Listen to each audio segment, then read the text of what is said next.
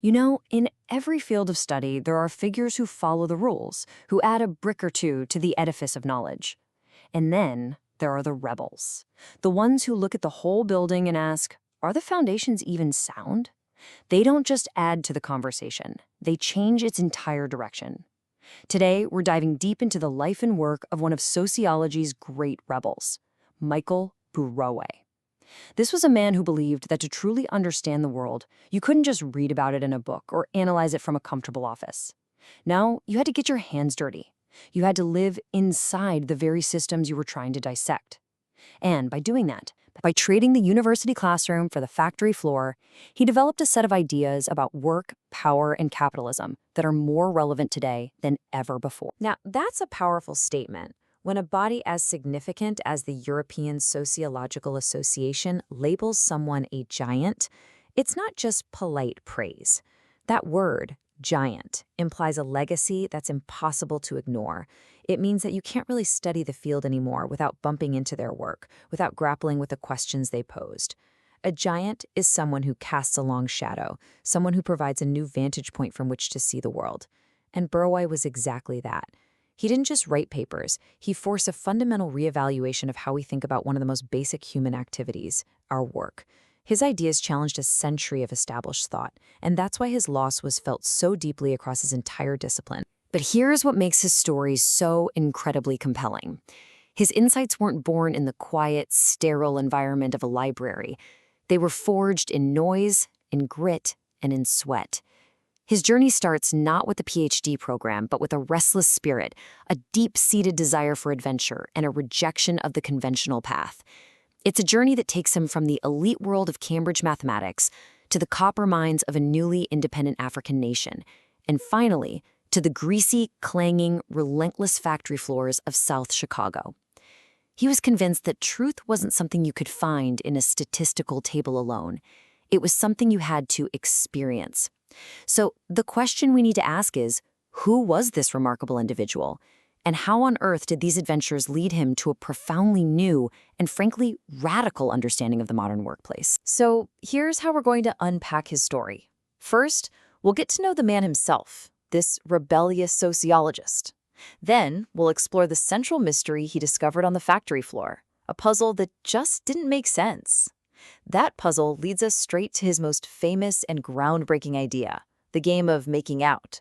From there, we'll see how he took that single concept and blew it up into a global theory he called the politics of production. And we'll look at his later mission to create what he called a public sociology, before finally wrapping up with the Burawoy legacy and why his ideas sting, in a good way, even today. All right, let's start at the beginning with the rebel himself. You see, you can't really separate Burawoy's ideas from the life he lived. His path into sociology was so unconventional, and it's that very path that gave him the unique perspective that others, trained in a more traditional way, completely missed. So picture this. It's the 1960s, and a young Michael Burawoy, the son of refugees, is studying mathematics at one of the most prestigious universities in the world, Cambridge. But he's bored. He feels this deep disconnect between the elegant, abstract world of numbers and the messy, chaotic real world that's exploding all around him. So he does what any restless soul would do. He seeks adventure. He hits the road, traveling to places like South Africa and India, not as a tourist, but as a sponge, soaking it all in. Then, in 1968, he's drawn to the energy of the anti-colonial movements. He goes to Zambia, a nation fresh from gaining its independence. And what does he do? He doesn't just observe from the sidelines. He gets a job in the copper mines, the absolute engine of the Zambian economy.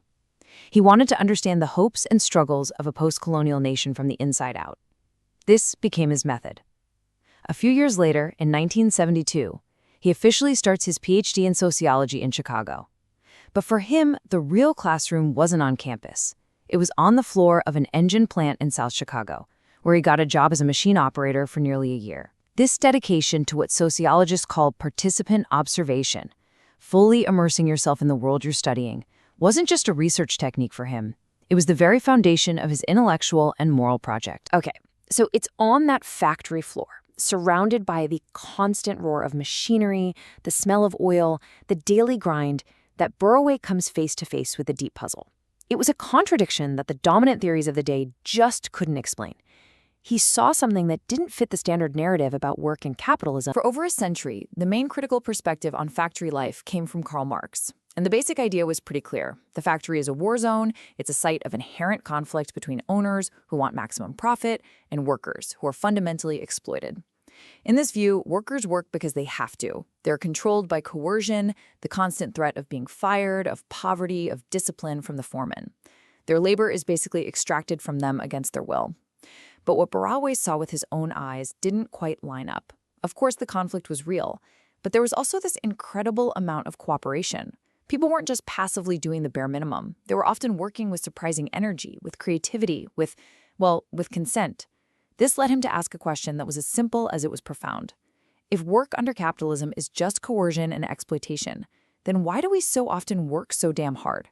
Why do we actively, willingly, and sometimes even enthusiastically consent to a system that extracts profit from our own efforts? That question just blew the old theories out of the water. The answer that Burawoy developed was nothing short of revolutionary. He argued that consent in the modern workplace isn't just assumed or demanded. It's something that is actively, systematically, and brilliantly manufactured right there on the shop floor. And the core mechanism for this manufacturing process is a kind of game that workers everywhere spontaneously create and play. He gave this game the name the workers themselves used: making out. The concept is simple. Management sets an official production quota. Let's say you're supposed to produce 100 units per hour. That's the baseline. But the workers create their own informal goal, which is to make out by exceeding that quota, maybe hitting 120% or 140%. It transforms the dull, repetitive labor into a personal competition. It becomes a test of your skill, your cleverness, your endurance. And the crucial insight Burawoy had was that while a small financial bonus might be involved, the real driver isn't the money. It's the psychological satisfaction of winning the game. So, let's break down how this brilliant and slightly troubling game actually functions. It all starts with a very human problem, the challenge of relieving the soul-crushing boredom of most factory work. To combat this monotony, workers create their own meaning. They invent a game. The goal is to make out. This gives their day a narrative, a purpose. Can I beat my score from yesterday? Can I get ahead of the line? But here's the genius part, the twist. The result of this game is that all of that worker creativity, all the little tricks to work faster, the strategies to manage materials, the informal cooperation, gets harnessed and channeled directly into the company's #1 goal, more production. And so the outcome is that consent to the system is manufactured. Workers aren't complying because a boss is standing over them with a whip. They're complying because they're deeply engaged in winning their own game. And if you doubt the psychological power of this game, listen to this. Burawoy himself, the detached sociologist who is there to study this phenomenon, admitted he got completely sucked in. In his classic book, Manufacturing Consent, he writes with incredible honesty about how, after a short time on the job, he too found himself obsessed with making out, pushing himself and his machine to the absolute limit, risking life and limb to make that extra piece. Think about that. The immediate visceral thrill of winning the game became more powerful than his own intellectual objectivity and even his concern for his own physical safety. That personal confession is perhaps the most powerful evidence for his entire theory. So here's the deeper meaning. The game of making out creates a social bubble. Burawoy called it an internal state, a kind of miniature world on the factory floor. This world has its own rules, its own status hierarchies. The fast workers are heroes, the slow ones are villains, its own dramas, and its own rewards. And this little world is so compelling, so all-consuming, that it serves to obscure the bigger picture. It distracts everyone from the larger economic reality of the factory, the reality of wages, profits, and exploitation. Your day-to-day focus shifts. You're not thinking about class conflict. You're thinking about how to beat the clock and hit your numbers. Now, Burawoy didn't stop there. He realized that this idea of the workplace as a self-contained world had much, much bigger implications. He began to argue that every single workplace, whether it's a factory, an office, or a coffee shop, isn't just an economic space. It's a political arena with its own unique system of government that profoundly shapes our lives. He developed this idea into a concept he called factory regimes. Think of it this way. Just like countries have different political systems, democracies, monarchies, dictatorships, so do workplaces. Some factories rely heavily on manufacturing consent through games, grievance procedures, and internal promotions. Others rely more on direct, top-down coercion and fear. Burawoy argued that the specific type of regime a workplace has depends on two major factors: the pressures of the market and, very importantly, the role that the state plays in regulating the economy and labor relations. And to prove this wasn't just a theory about one factory in Chicago, Burawoy did something extraordinary. He spent decades doing comparative research in factories across the globe. In the 1970s US, he identified what he called a hegemonic regime, where consent was king, manufactured through the game of making out, but also stabilized by things like union contracts and the promise of promotions. Then in the 80s, he went to work in a steel mill in state socialist Hungary. The system there was completely different. He called it bureaucratic despotism. Because the state, the Communist Party, and factory management were all one and the same, there was no independent authority to appeal to. Coercion was much more direct. Finally, in the 90s, after the fall of the USSR, he studied a factory in Russia and saw a third type: economic involution. With the central state gone, the entire system fell apart. The factory began to essentially eat itself to survive in a new, chaotic market.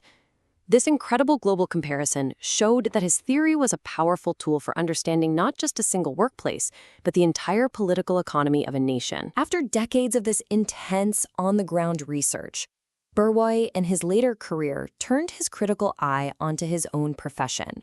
He became deeply concerned with the purpose of sociology itself.